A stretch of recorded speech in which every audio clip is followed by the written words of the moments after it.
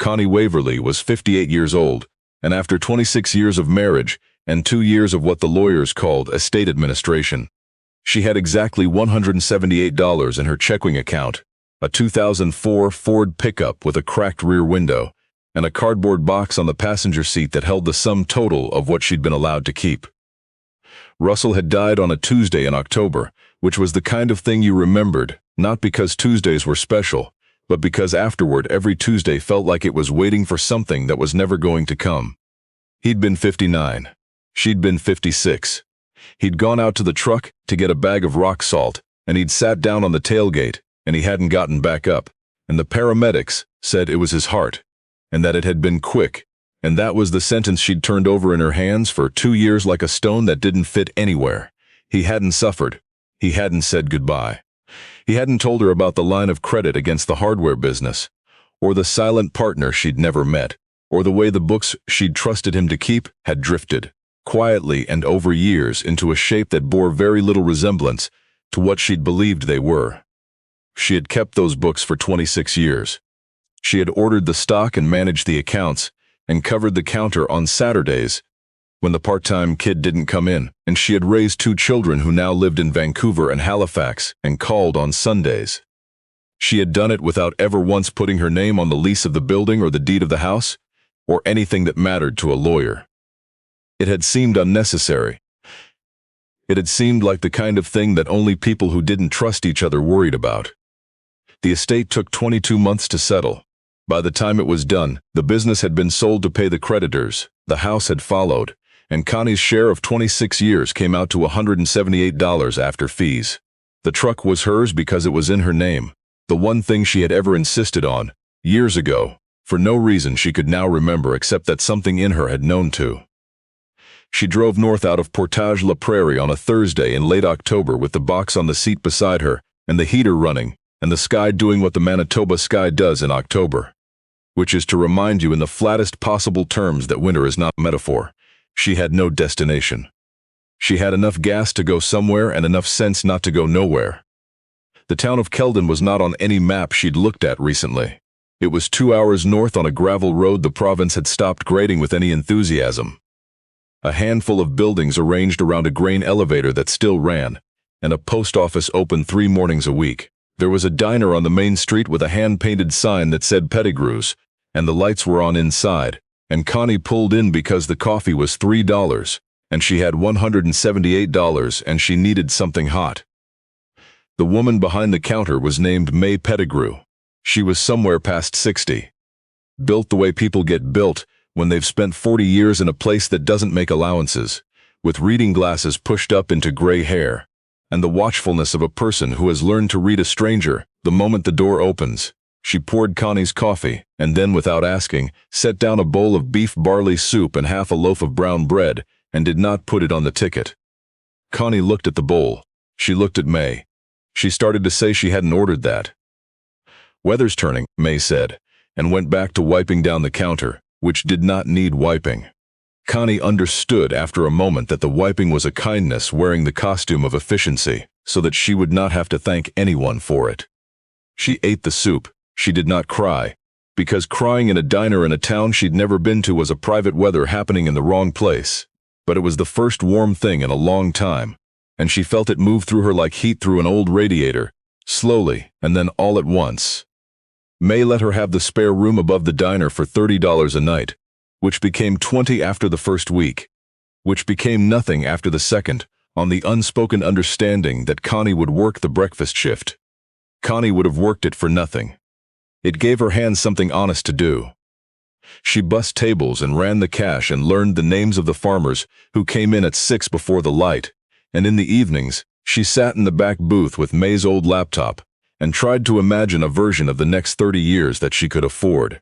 One evening in early November, not out of hope but out of the low-grade need to be looking at something, she typed "cheap property Manitoba" into the search bar, the way you press on a bruise to see if it still hurts.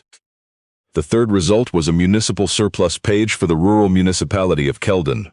Several buildings taken for unpaid property taxes, scheduled for disposal ahead of demolition, a former grain office, a collapsed barn on Crown land, and near the bottom of the list a single line that made Connie set down her coffee. Former CNR Telegraph Station, Kelden, Manitoba, vacant since 1971, structure deteriorating, scheduled for demolition spring. Minimum bid $1. A telegraph station. Her grandmother, Edna Norris, had been a telegraph operator. Not in Kelden, in a town 2 counties east, on a different line. But Connie had grown up listening to the sound of her grandmother's hands on a practice key in the kitchen, and that particular rhythm of dots and dashes that meant. Her grandmother had told her, "I am here and I am listening, and I will get this through to you no matter what the weather is doing." Connie read the listing 3 times. Then she showed it to May over the grill the next morning. May read it twice through her glasses, then looked up with an expression Connie hadn't seen on her before. "The old CNR station," May said. "I haven't thought about that building in years. My mother used to say the woman who ran that telegraph was the closest thing to a guardian angel this district ever had. Any emergency, any bad news, any family that needed someone. They said, 'Tell the station.' You ask anybody over 75 in this RM and they'll know that name. Winifred Croft." May paused. Her voice changed slightly. She kept the wire up. What people said. Winnie kept the wire open. Connie touched the edge of her coffee cup. "I think I'm going to go look at it." "I think you are," May said. "Take the truck. I'll cover the counter." The municipal office in Kelden was a single room on the main floor of what had once been a credit union. Behind the desk sat a woman named Eunice LaBelle, who had been the municipal administrator for 19 years, and who looked at Connie over a stack of files with the expression of someone who had been half expecting her. "The telegraph station," Eunice said. It was not a question. "Yes. You know it's been empty since '71. Roof soft in 2 places, no power, wells, dry. The CNR pulled the tracks in '79 and took the signal equipment with them." She set down her pen. "I'll be honest with you because I'd want someone to be honest with me. There is no sensible financial reason on this earth to buy that building." "I have $1," Connie said, "and I'd like to buy it before spring." Eunice looked at her the way May had looked at her over the soup, the long, level look of a woman who had spent her whole working life learning what a true thing sounds like when someone says it plainly. Then she reached under the desk and brought up a deed form that had, it seemed, been waiting. "Sign here and here."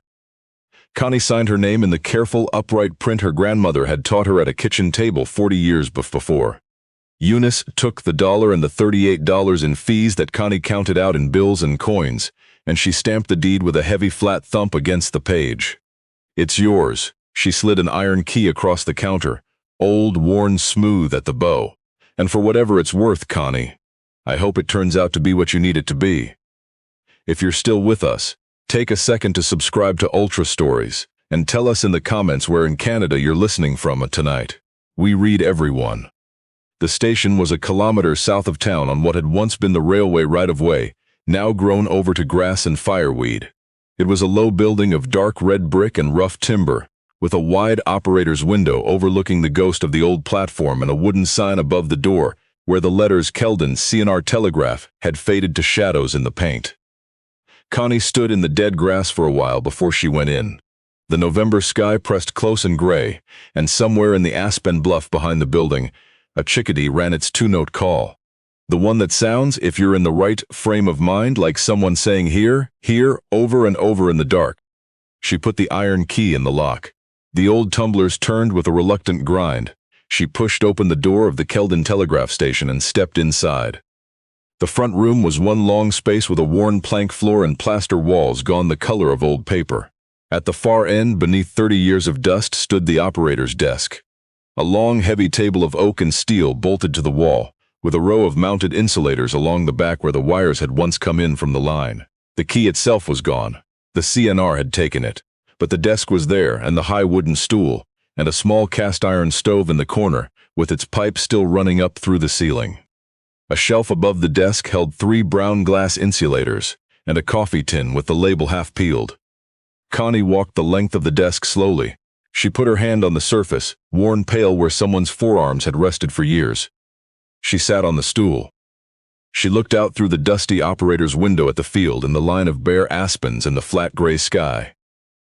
Then she slid the stool back and looked at the floor beneath the desk, the way a woman who has kept books for 26 years looks at a column that doesn't add up. The boards under the desk were the same worn pine as the rest of the room, but three of them, directly under the center of the operating position, were a slightly different color. Darker, more carefully fitted. The seams ran clean and square in a way that old floors, settled and shifted over decades, do not usually manage on their own. She knelt and ran her fingers along the edge. There was a deliberate gap, cut by hand, fitted with two small iron hinges gone orange with age. She found a short pry bar in the ash drawer of the stove, worked it into the seam, and the three boards came up together as a single panel. Underneath, resting on a square of waxed cotton, were four things. A flat tin box with a hinged lid, a thick envelope, the paper gone the color of milky tea, a man's brass compass in a leather case, and a bundle of papers tied with a faded red ribbon, dozens of folded slips, each one annotated in the same careful hand. Connie lifted them out one at a time and set them on the operator's desk. Her hands were not steady. The tin box held money, old bills, bundled with elastic bands gone brittle. Connie counted slowly, sitting on the floor in the failing light. The total was $47,240. The savings of a woman who had drawn a telegraph operator's wage for 32 years and had apparently never once trusted a bank with it. The compass case, read by the light of her phone, was engraved on the inside cover. For Winnie, so you always know your way home. E.C. The bundle was telegrams, 40 or 50 of them, each one annotated in pencil in the margins. Dates, notes, delivered. Personally, family had the lamp on, stayed until morning. Mother bore it quietly. The children did not understand yet. And then she opened the envelope.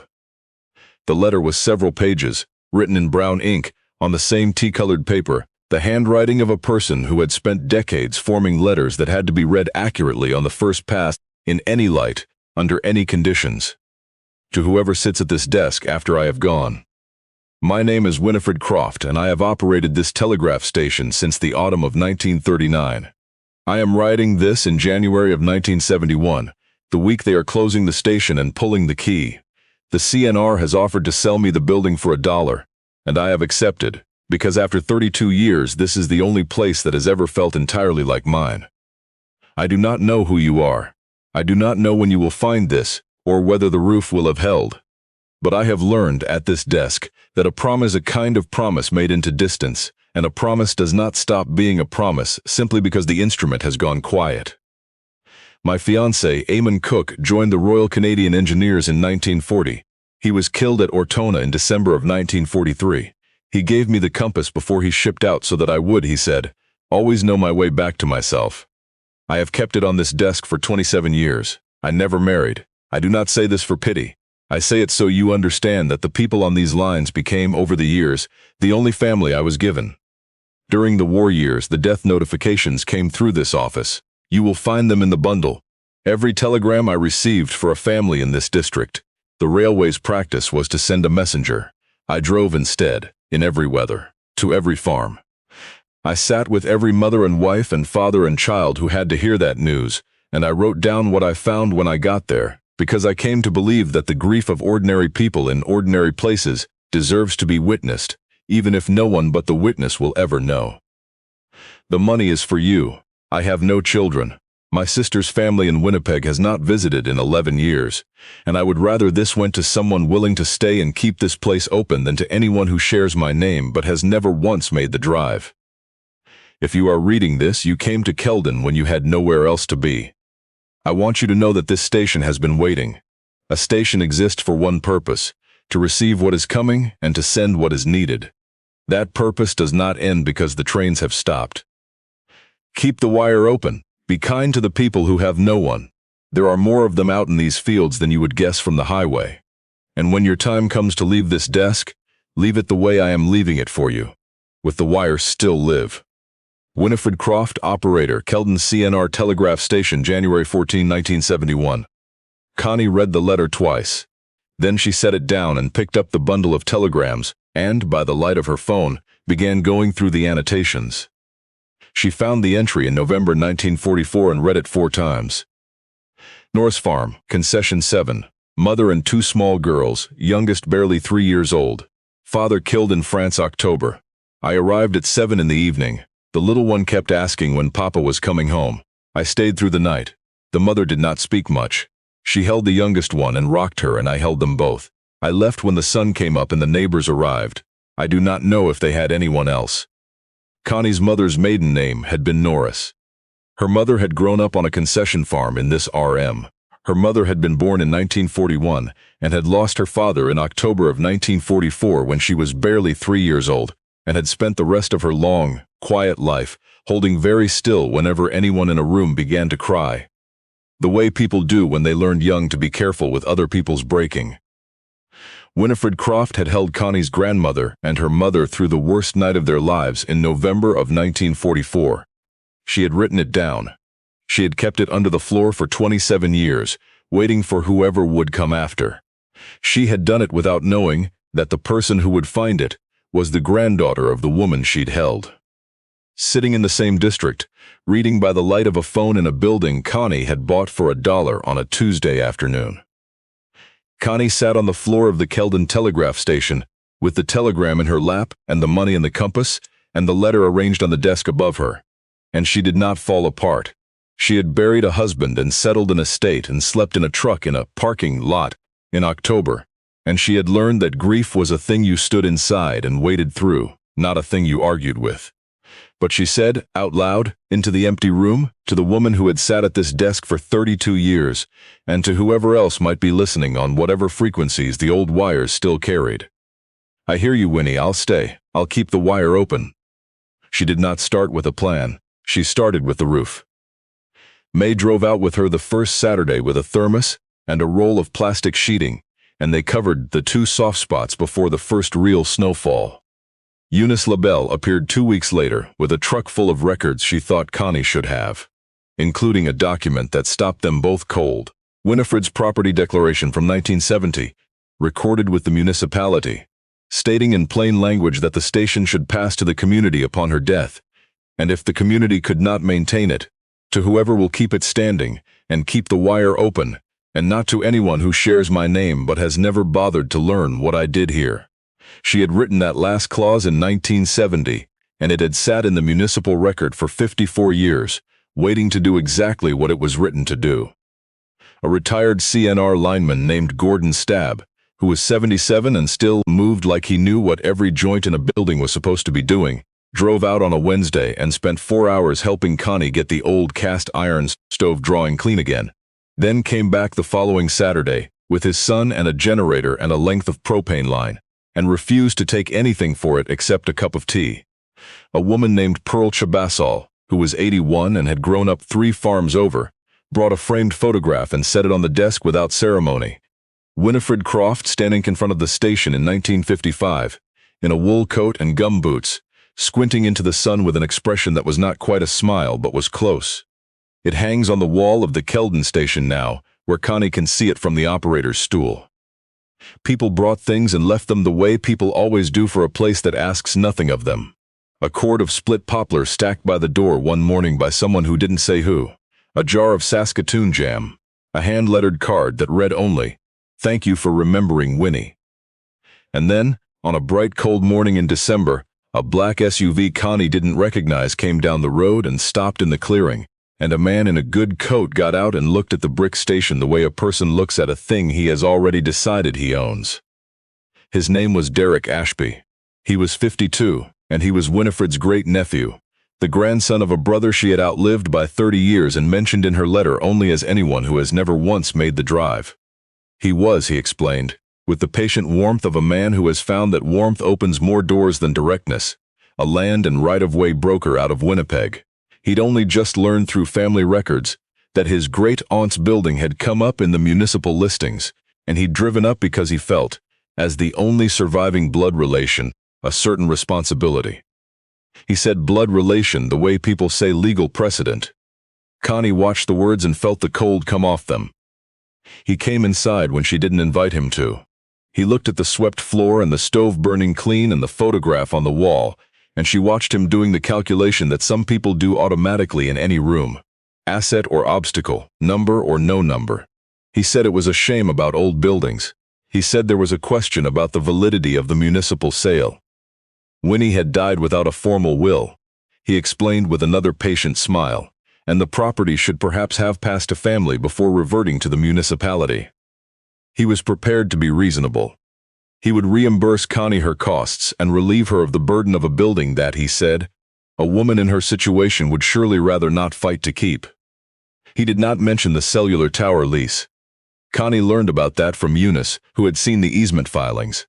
A carrier expanding along the highway corridor, the Kelden parcel sitting exactly on a ridge with sight lines down 2 long miles of open country, worth more as a leased tower site than anyone would ever pay for an old brick building at the end of a dead rail right-of-way.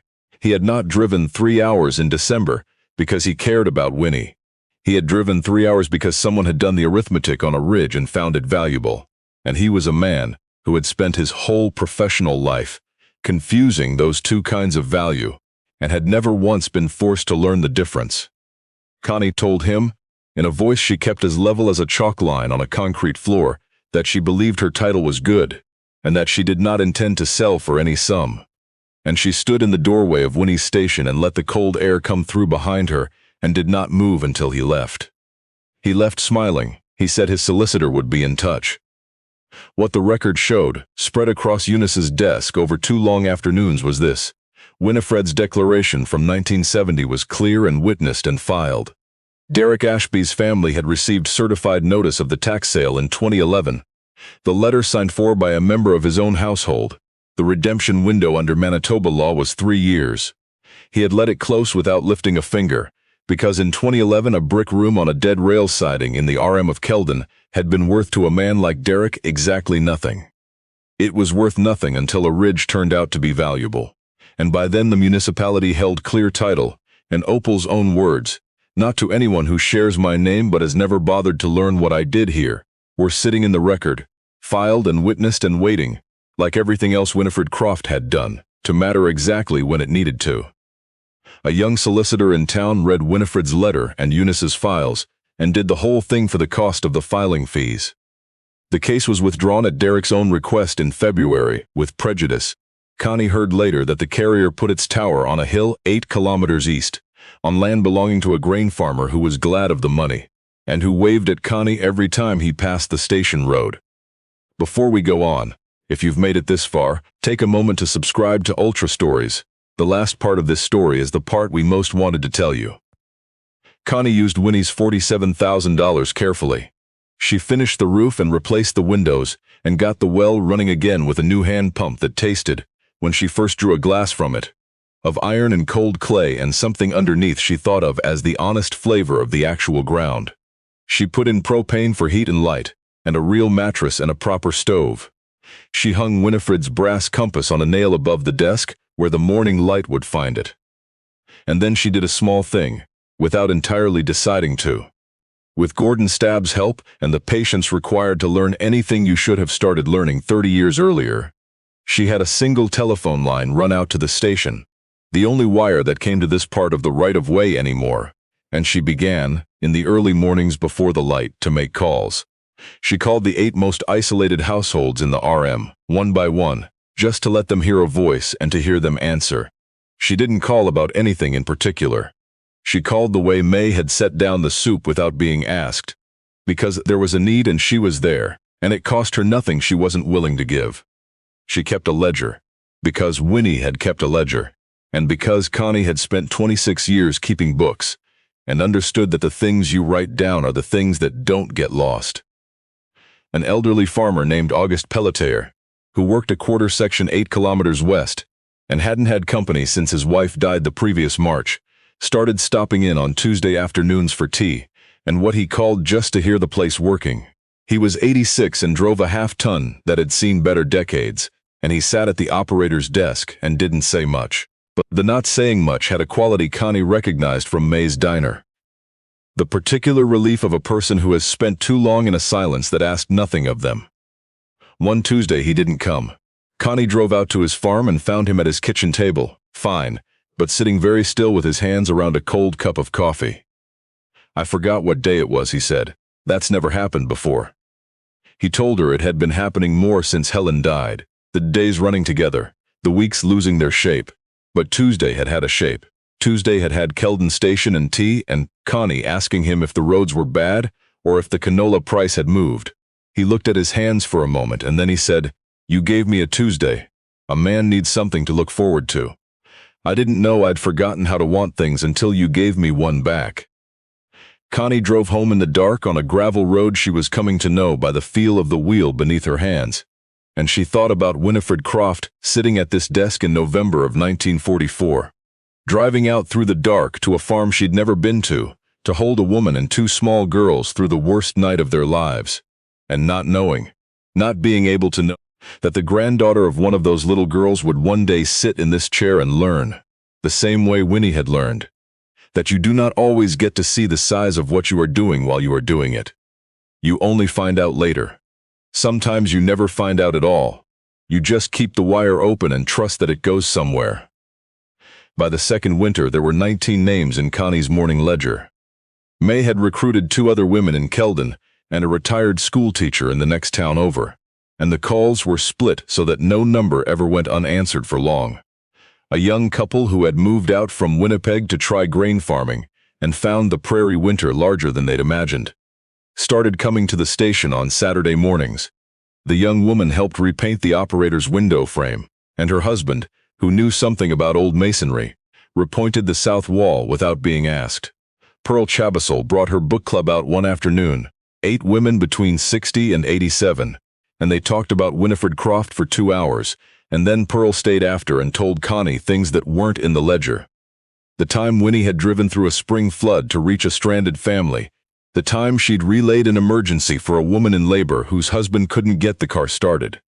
Small things, enormous things, the kind that fill a life to the brim. Hikers found the station eventually. Railway historians. People who had heard there was a woman in Kelden who had restored a CNR telegraph station, and who would, if you asked, let you sit at the operator's desk and hold the practice key she'd ordered from an antique dealer in Regina. A key like the one her grandmother had kept in the kitchen, the one Connie had learned the shape of before she'd learned almost anything else about the world. She charged none of them. They left things the way people always do for a place that asks nothing: a bag of coffee, a jar of honey, a hand-drawn map left by an old farmer she'd never met, showing every farm on the old telegraph circuit from 1945, the names still legible, the roads running out in all directions like a web someone had cast across the grass and forgotten to pull back in. On a clear evening in late October, 2 years after she had driven into Kelden on a tank of gas, and a feeling she had nowhere else to be, Connie sat at Winifred's desk in the late light and held the brass compass in both hands. She thought about Winnie, who had given 32 years to a building on a dead railway and had loved it fiercely enough to leave everything she'd saved and everything she'd witnessed to whoever came after, on the faith that someone would. She thought about her grandmother, rocking her mother through a November night in 1944, while a woman neither of them knew kept vigil without asking to be thanked for it. She thought about her mother, who had never spoken much about those years but had always. Connie now understood. Listened for something, had always answered the phone on the first ring, had always been the one, in any room, to notice who was sitting alone. She thought about Russell, and the 26 years, and the way a life built in someone else's name turns out to be theirs when it comes time to divide the inventory. She did not think about him with bitterness. She thought about him with the particular sadness you feel for a person who never learned to read a balance sheet that didn't have a dollar sign on it, and who therefore never understood what they had. He had not meant to send her here, but sometimes the doors a person closes are the ones that send you down the hallway, to the room that was always waiting.